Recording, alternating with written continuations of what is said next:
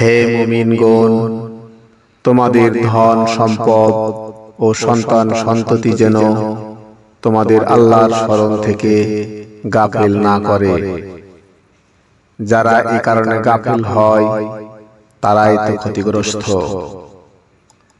আমি তোমাদেরকে যা দিয়েছি তা থেকে মৃত্যু আসার আগেই ব্যয় করো, অন্যথায় সে বলবে, হে আমার পালনকর্তা, আমাকে আরো কিছুকাল অবকাশ দিলে না কেন?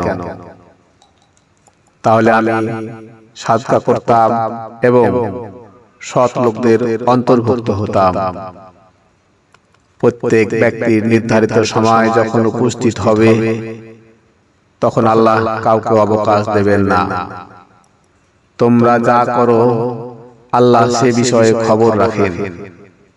সূরা আল মুনাফিকুন আয়াত 9, 10, 11।